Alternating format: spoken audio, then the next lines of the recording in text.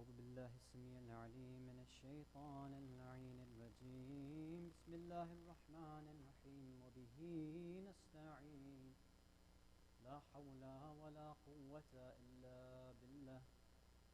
بالله العلي العظيم والحمد لله رب العالمين والصلاة والسلام على أشرف الأنبياء والمرسلين خاتم النبيين شفيع المذنبين رحمة للعالمين سيدنا ونبينا أبي القاسم المصطفى محمد اللهم صل على محمد وآل محمد وعجل فرجهم ثم الصلاة والسلام والتحية والإكرام على أهل بيته الطيبين الطاهرين المعصومين المظلومين ولعنة الله على أعدائهم أجمعين من الأولين والآخرين إلى قيام يوم الدين صلوات على محمد وآل محمد.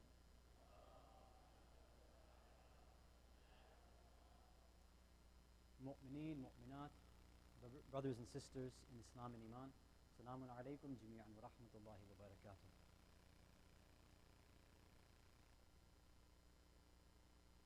We started a few nights ago talking about Muslim identity. We said sometimes there are things that we believe in, that we feel that we attest to, that we've borne witness to, that we want to believe. But sometimes our actions don't really line up with what we say we are, with our true identity. How do we get it back? We said, let's re-examine and reanalyze our faith. Those fundamentals of our religion, those usul ad-din, those fundamental principles. The first thing we took a look at was the proof for the existence of God. We said, is it possible that the existence of God is something rational and logical? We offered one proof, an argument from design. Then we said, okay, the argument from design is there. What about these scientific ideas? The Big Bang Theory, evolution. Does that destroy our arguments now? Does their scientific logic trump our logic? And we said yesterday, no, that's not the case. You can believe in the Big Bang, you can believe in evolution, and it doesn't have any sort of negative effect on believing in a first cause or in a creator of this universe.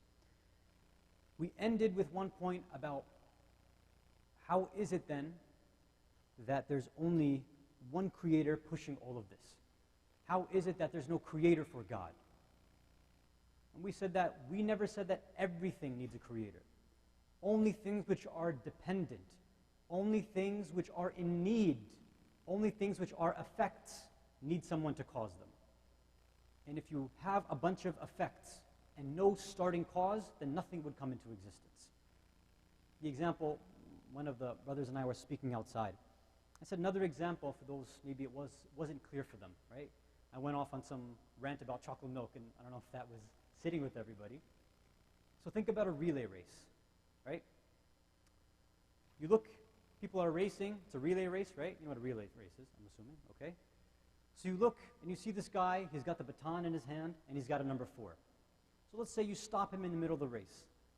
You ask him, hey, number 4, where'd you get that baton from?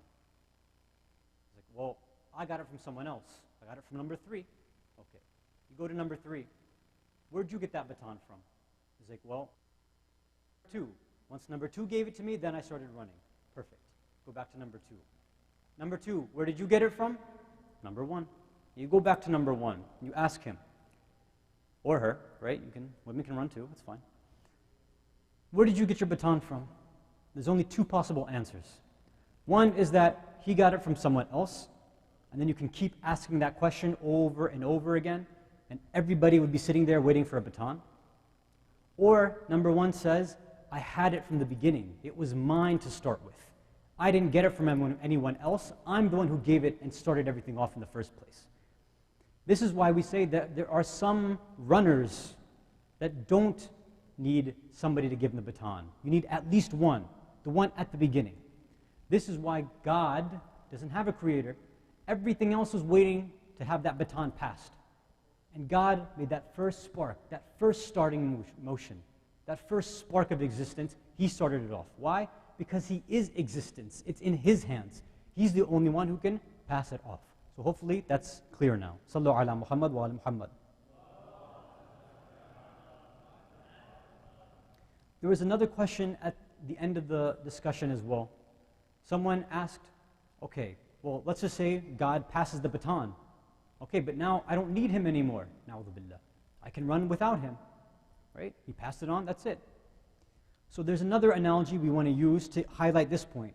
Sometimes when you want to cause something, when you want to do something, everything will happen without you there. So we gave the example of a relay race, right? You can give a baton and the second guy can run off. He doesn't need you anymore.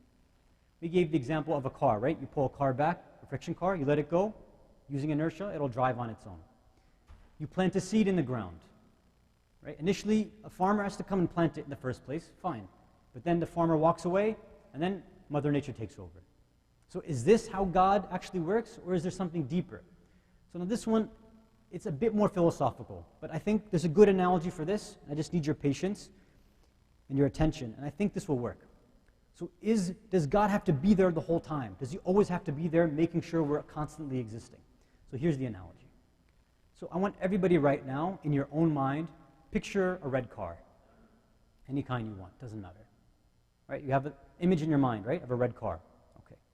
Now, get rid of that image and put something else there. Whatever, green car, doesn't matter. Okay. So where did that red car go?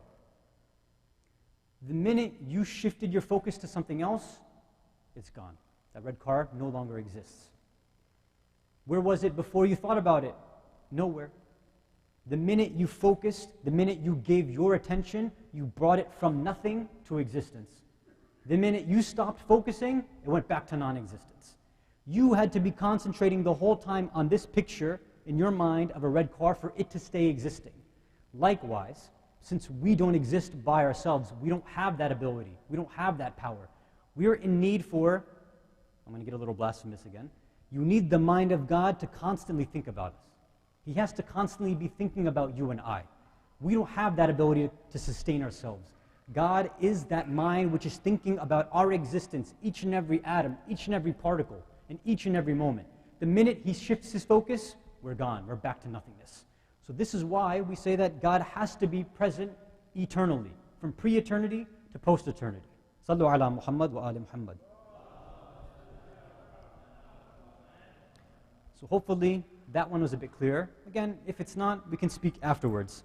And of course, because we're talking about some deeper theological, philosophical issues, yeah, I can't really handle it in 5 minutes, right? So we can discuss that after, inshallah. Okay, so now what? We're trying to get our identity back, right? We're trying to be better Muslims. We want to act upon what we believe, okay?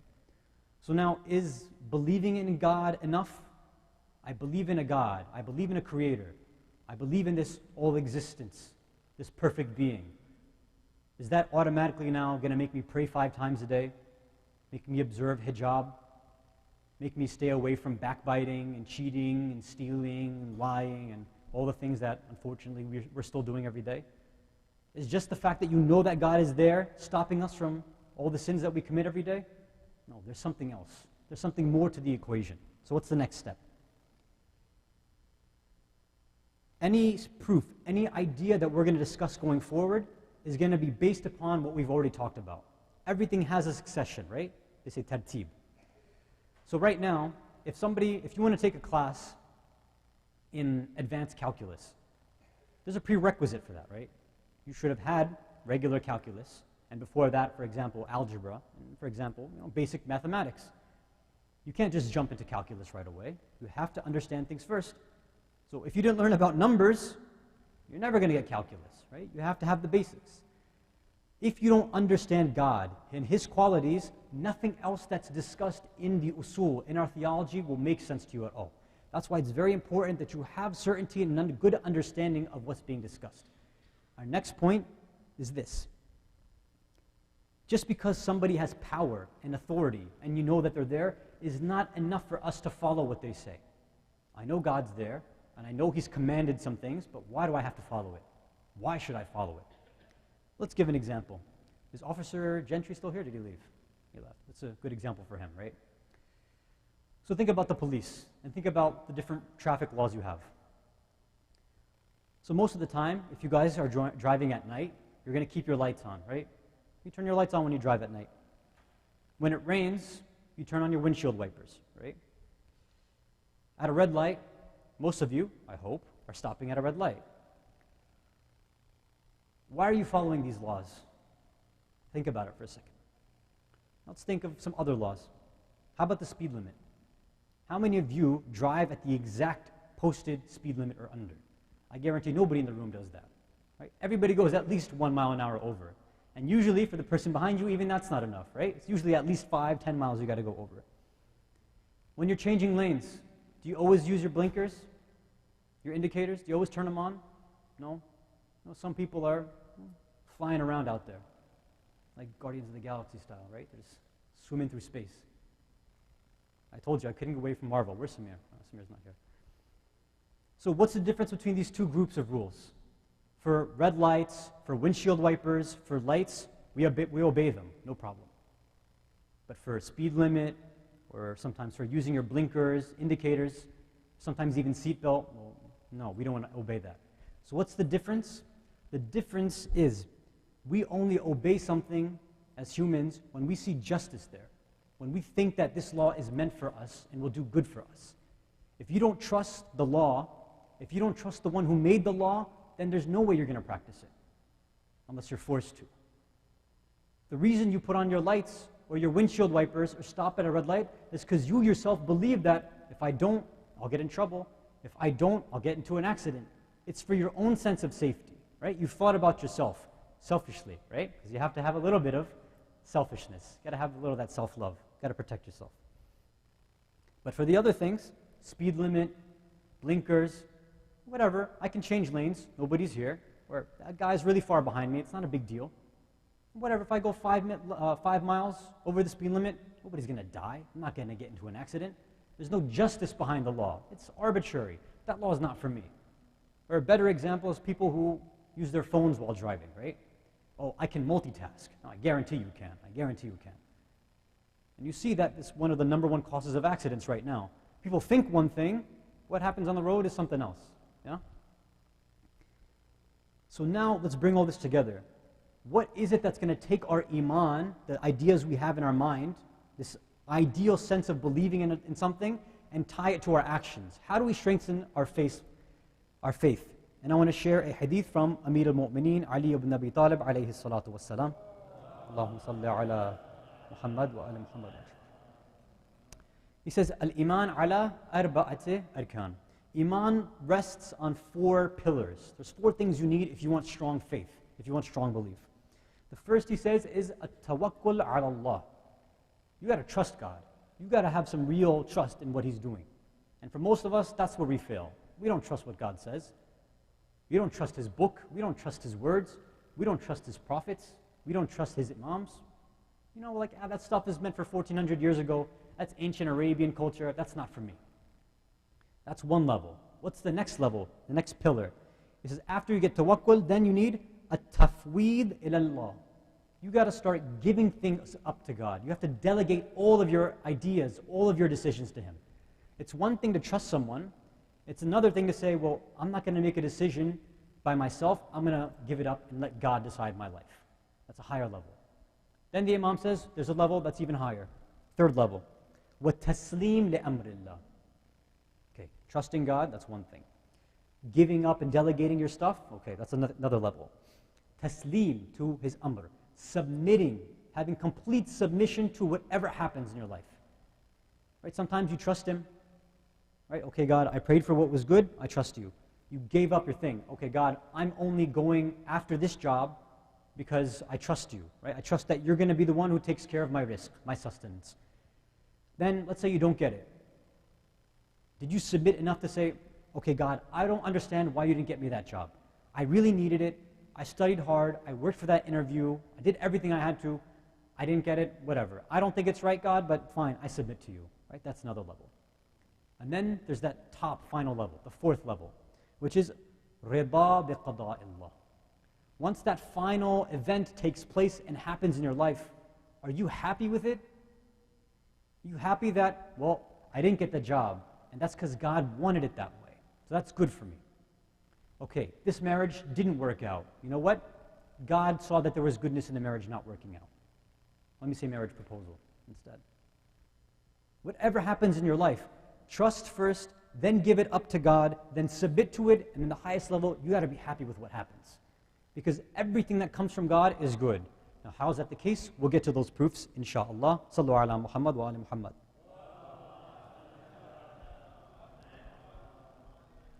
Okay. Everybody still with me, hopefully? Yeah? Okay, good.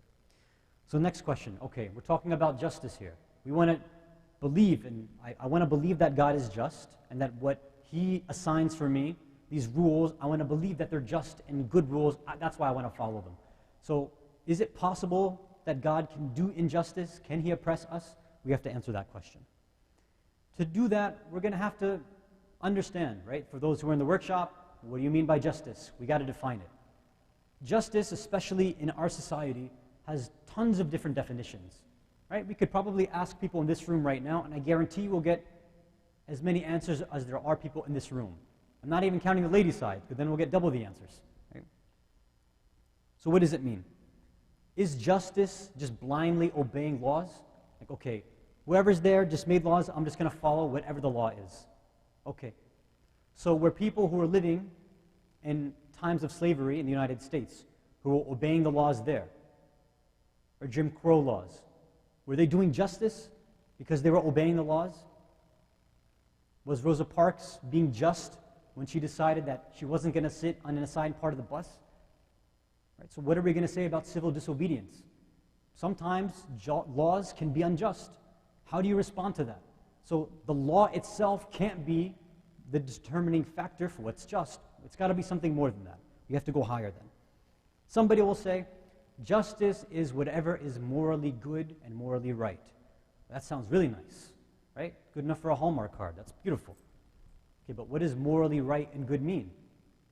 You ask one person, they're going to say one thing about what's morally right and good. They might say, what's morally right and good is that this mother abort her child. Right? That might be their opinion. Because they say, if this child is born, they'll suffer in the world, so you have to let them abort that child. That's what's morally good and morally right.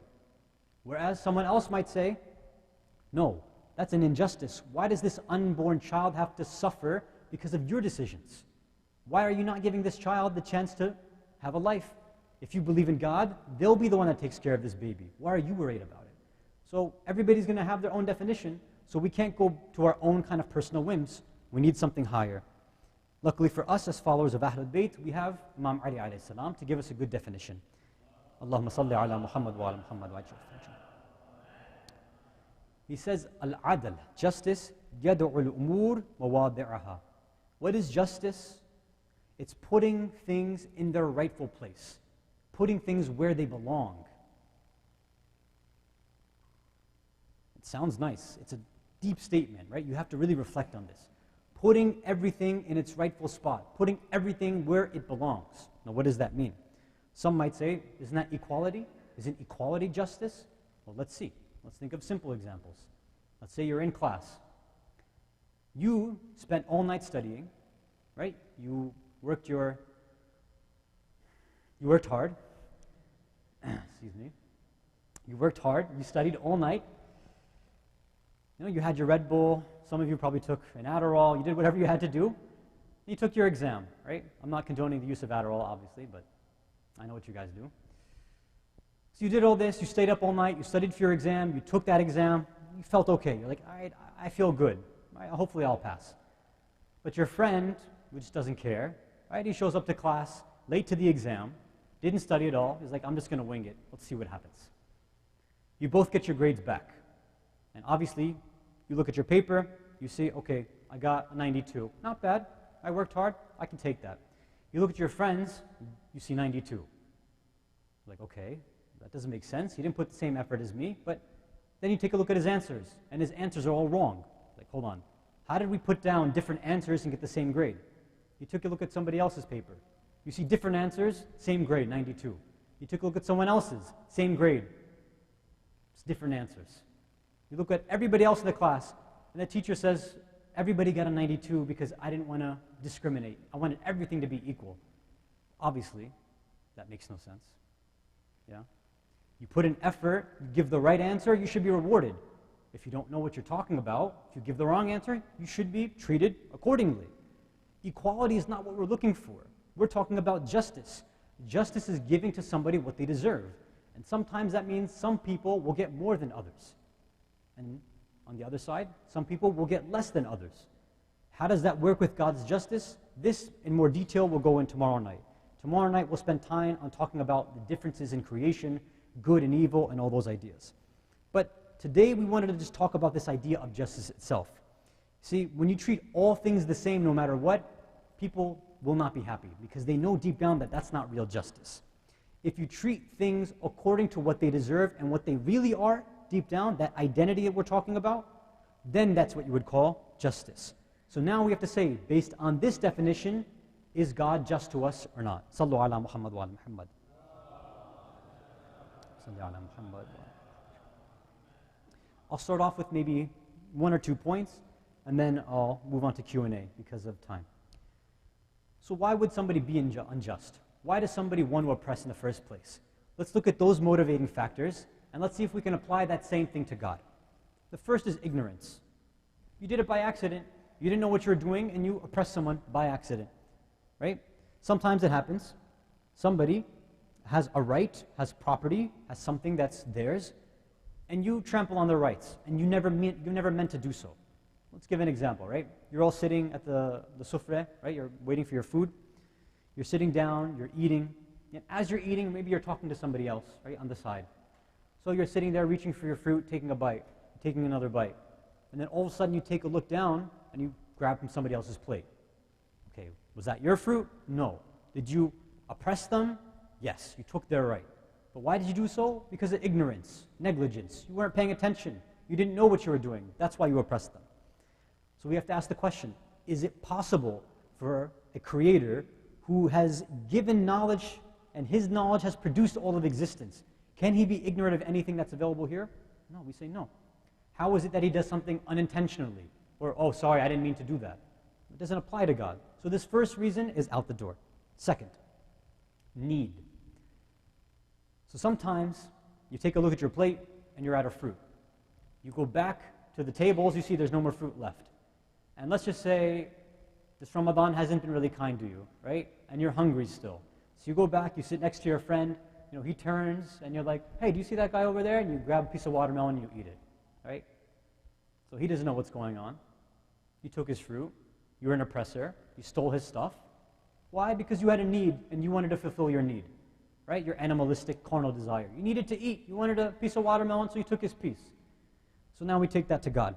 Is it possible God has a need that one of us could fulfill? Oh, that's crazy.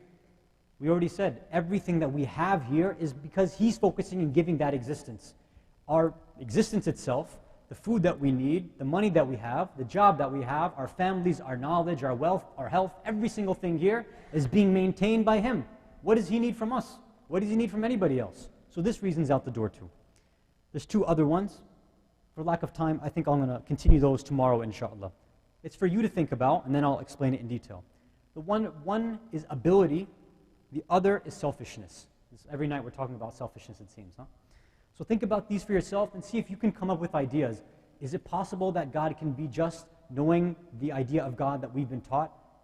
For any reason you can think of, does that apply to God or not? See for yourselves. You can either ask it on the Slido, or you can ask afterwards, or we can discuss tomorrow after the lecture. So continuing tomorrow, we'll move on with this topic and talk about, okay, we'll have proven God is just, and He can't do injustice. The next point will be, but I still see bad things happening. Now we understand rationally God is just. Fine, great. But why do natural disasters wipe people out? Innocent people.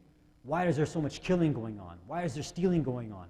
Why is it that even people who are religious and claim to be good individuals are out there in the name of religion destroying things? What's going on? And why is it, more importantly, that people who believe that they're good individuals, that are trying to follow the right path, the right way, why do bad things happen to them? That, inshallah, we'll try to answer tomorrow night. Sallu ala Muhammad wa ala Muhammad. Okay, so now we'll move on to some of the questions. So these are from last night. Can't natural selection count for the design of the world? It's an in-depth concept, but it can be yes or no. So when you talk about natural selection, again, there's different ideas. One is biological natural selection, biological evolution, that's one thing. But now when we're talking about natural selection cosmologically, astronomically, right? We're talking about Big Bang Theory. We're talking about how these initial fundamental forces from that singularity, right? Going back to Planck's moment, for those who have done the research.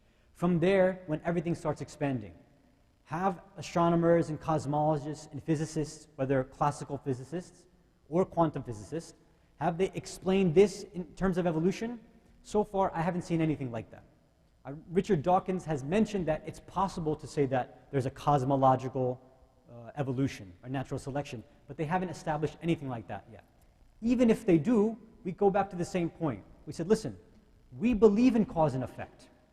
In fact, that's exactly how God works, cause and effect. We never deny that. We already said, though, that you have to have an initial cause at the beginning. Otherwise, who's going to start off your natural selection process? If within, for example, someone's DNA, in their genes, you have this ability to mutate and to, over time, change, you have a change of species. If that's possible, well, who put all that information there in the first place, right? If you want to say it came from nowhere, well, then you got to prove that, right? That's empirically impossible. You can't say it came from nothing. We said it comes from somewhere, and that somewhere has to be an initial cause. So even believing in natural selection doesn't answer the question of who started everything off. Someone asked, why did God keep some people rich and some people poor? Tomorrow, inshallah. What is the difference between the argument of design and the theory of causality, or the first cause argument? And I think I mentioned it in the beginning of the discussion today, right? The argument from design is basically, this universe has design. Anything which has design needs someone to design it. Therefore, this universe needs a designer. The first cause argument is a bit more philosophical. It says things are either dependent or independent. Either you get a quality from somebody or you have the quality yourself. We talked about the relay race today. Or we talked about your own thought. Either a thought is your imagination. You're doing the work there. So there's a slight philosophical difference. Usually, we would say that this proof from the first cause is something that's much stronger, right? Because it's much more philosophical. But obviously, it depends on your audience. So hopefully that's clear. How is God just there? How is God just there? So, I think we had mentioned it a little bit. Now, again, it requires more explanation. In the same way that salt is always salty, it didn't get that quality from anything else. Sugar is always sweet. It always has that quality. There has to be one thing that always has existence. It's always there, by definition. Otherwise, none of us would be here. Again, this is a quick 10-second answer. If you need more, we can discuss it afterwards. Why do atheists exist? So this is related and unrelated, but because it's interesting, I want to send a few words. We mentioned it, I think, a few nights ago. We talked about sometimes, even among our communities, the members of our community are becoming atheists. And why is that the case? I think we understand why now. Our religion is not being explained in terms which are digestible by people. We're talking in terms which were better for people in another part of the world or at a different generation. But now people are speaking the language of logic and rationality and science and empiricism and all this. And we can speak this language too, but it requires us to be a bit more educated about our own religion. Our philosophers have had these proofs for hundreds of years, right? And if you look, interestingly enough, if you look at the books of atheists, and if anybody's interested in this topic, I would suggest Christopher Hedges. He has a book called I Don't Believe in Atheists. It's an excellent book. He goes through this movement of neo-atheism, right? Very fundamental atheism. And he discusses what they believe and where they fall short. Where even some of the atheists, they've taken evolution, Darwinian evolution, out of context. They've misrepresented the idea. Or they haven't fully understood the proofs that we've offered for the existence of God. You can clearly see in their books. I've looked through most of the books of the atheists, and it's clear they haven't read every single book by a religious philosopher out there. They've only gone through a few of them. But it's also possible that things weren't explained to them properly as well, right? We can give them the benefit of the doubt at least. So it's up to us to educate ourselves so that we can help educate others. So we did that one. If God exists, why does oppression exist? We said tomorrow. How did atheism start? That's an interesting question. I don't think I have a good answer for that.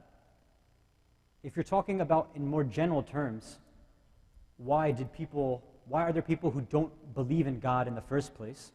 It's one word, or even one letter. That one letter is I, meaning me, meaning the ego. God gave us free will, and the price to pay for free will is that we have the ability to go against what he wants, right? You give a gift to somebody, they have the right to not thank you, to not acknowledge it. They can take it and say, well, this was mine from the beginning, right? You didn't do anything for me. You didn't do me a favor. If you look in the story of Satan, of Shaitan, it's really interesting, right? It's emphasized in many different verses of the Quran, in many different chapters. It seems as though God wants us to understand what is the first thing which caused a creation, a good worshiping creation, to fall from grace. Take a look at the conversations Satan has with God. So he's there, he's in these high realms, right? His worship is like the best worship. They say he was worshiping for over 6,000 years. He was teaching angels at this high level. Cool. So now he's there. God creates Adam, alayhi salam. And now God tells him, okay, now you got to respect him, bow down to him, prostrate to him. So what are the words that comes out of Shaitan's mouth? He says, Ana khayrun minhu. Me, I am better than him. That first fall from grace was his ego. He took that I and cut it away from God. He considered himself separate from God. And this is what catches us and anybody in history every single time. It's that ego. It's this selfish identity. This crisis that we have internally. This stubbornness, this arrogance, this pride that shouldn't be where it is. The minute you shut yourself down and you close your mind and you close your heart, of course you're going to disobey God. You've left no room for him. What else do you think will happen? So I don't have a good historical answer, but this is more of a theological historical answer. If God doesn't need us, why did he create us? This is an excellent question. I think I want to spend a separate discussion and lecture on this because there's a lot of points there. And the short answer is because we needed and wanted to be created. We'll get into details, inshallah. You can think about that now. Why do we pray if God doesn't need anything from us? Again, we'll have to wait. We're going to have a separate session as well, a lecture devoted to just the rules of Islam.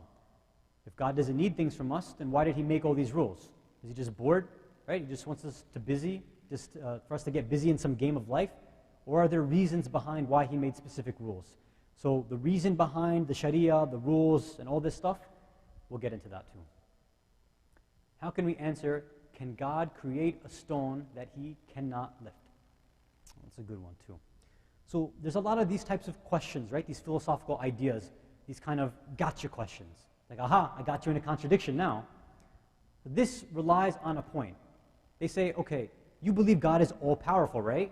And usually we answer, yes, he's all-powerful. Okay, so can he create a stone that he can't lift? And you want to say, no. So what? He can't create it or he can't lift it? Which of the two? Either way, you're screwed, right? You're stuck. Because you're saying God can't do something. That means he's not all-powerful anymore. So, again, let's go back to the workshop. What's the definition of power? What does it mean to be all-powerful?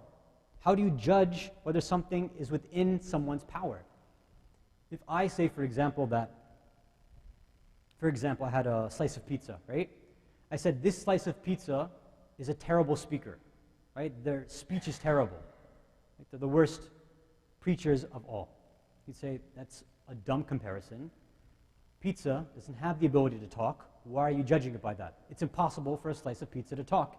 It's not the pizza's fault he can't talk. If God wanted to make him talk, he would have made him talk. But he can't. So why are you judging him by that? Are we judging God by some random criteria that we've made in our head? What is power? Power is you have something within your means, and then you go ahead and you act upon it and you actually do it. So if we said, for example, God can or cannot do something, we ask, is that thing even possible or not? Let me give another example. Somebody can say, can God create a four-sided triangle? What do you think? Kenny? I mean, we have to pass the mic over there. We've got like 15 mics floating around tonight. But it wouldn't be Hasan. He said it wouldn't be a triangle, right? So now, whose fault is this? Is this God's fault? He's like, listen, four-sided triangle. I love you. I'd love to make you, but you can't handle four sides. You, by definition, by saying that you're a triangle, you only want three sides. If that's what you want, that's what I'll give you. You want to be a four-sided shape? Fine, but then you're going to have to pick square, rectangle, parallelogram. You got to pick something else. I'll give you existence, but you got to play the game properly.